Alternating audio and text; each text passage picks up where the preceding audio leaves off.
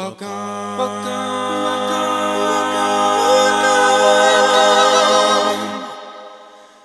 to 50 Shades of Chateau with Ida Levine. Oh, there's my Cecil. Hello. Cecil, stop flashing away at me. No, Cecil, put it away. Cecil, you don't have to swear at me in Morse Afrikaans, hey? I'm ready and I'm waiting and let's go. Oh, he's full of it today, hey?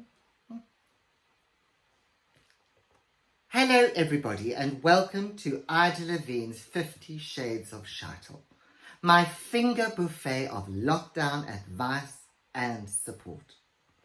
This week, I would like to talk to you about something that is not COVID related, but it is a subject that is very dear to my heart.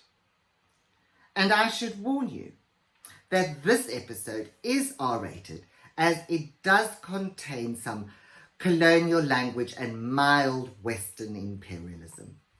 But if you are offended, of course, you can always email me at ida@idon'tgiveafuck.com. Okay? Now, some of you may or may not, have noticed the protests about Black Lives Matter that have been going on recently. Well, I was born in Cape Town in South Africa, and I was brought up under the apartheid system.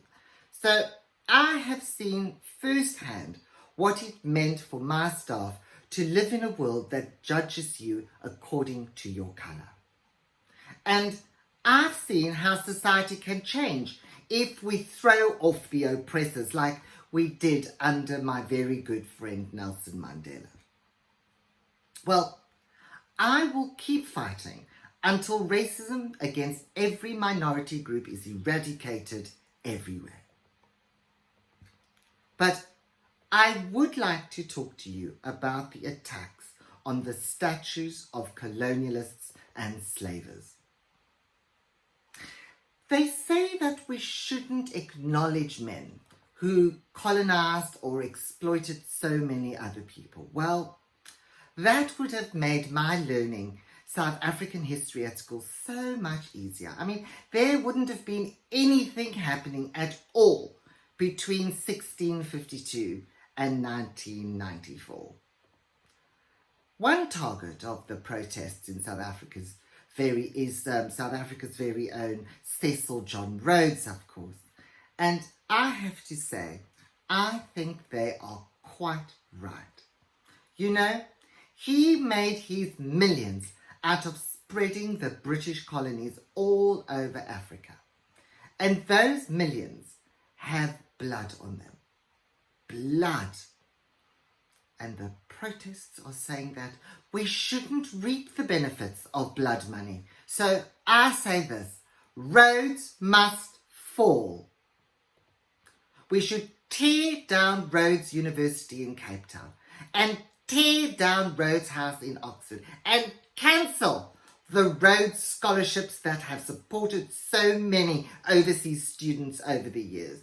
We should look those students in the eyes and tell them, we're sorry that Cecil Rhodes's blood-stained fortunes lifted you out of poverty and gave you an Oxford education and a diamond-bright future. If only we could go back in time and stop that happening. And talk about returning blood money. Naomi Campbell, it's time you returned that blood diamond you deny you have. Now, back to statues. I mean, if we turn down the statues, we have to then take down Rhodes Memorial. But Rhodes Memorial is a major tourist attraction in Cape Town.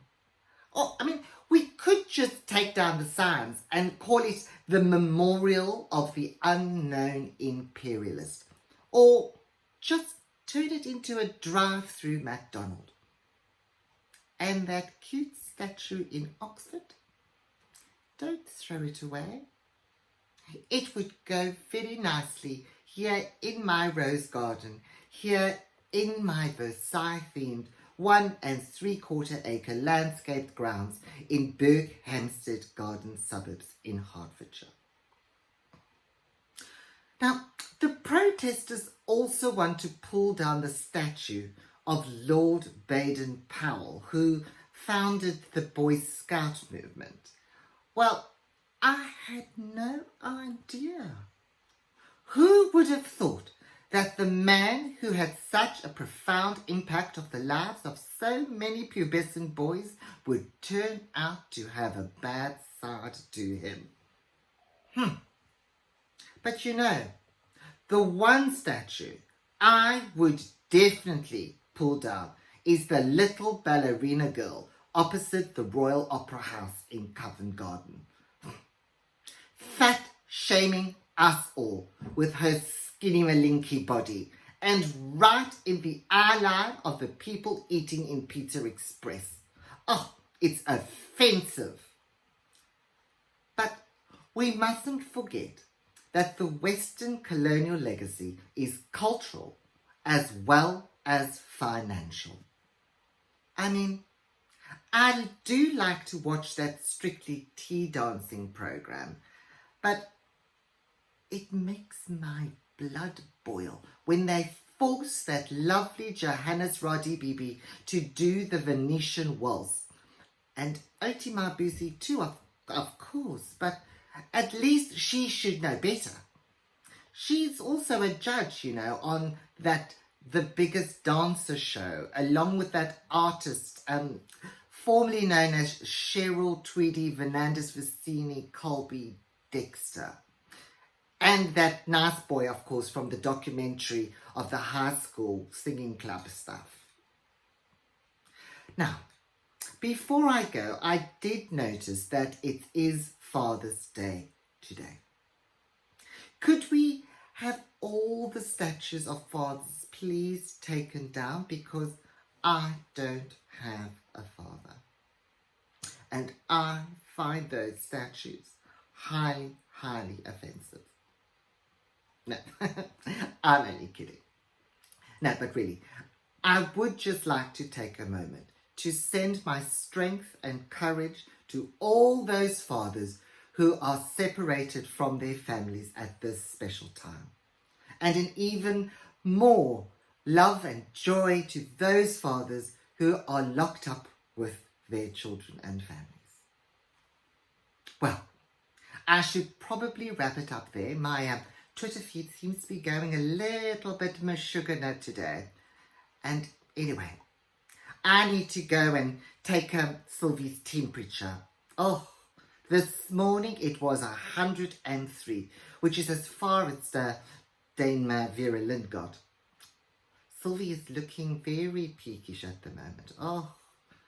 She had such a dry cough this morning. I couldn't decide if it was the Stuyvesant 40 or if it was the COVID. I hope she's not coming down with something. That's all I need, you know. That's all I need in this time. Anyway, I think that's just about it for today. Cecil, my dear. Cecil, I'm finished, my darling. You can pull your plug. Thanks, my love. Is that it? We're done. Sylvie! No, Sylvie, you need to pull your pants down too. Yes, because I want to get an accurate reading this time round.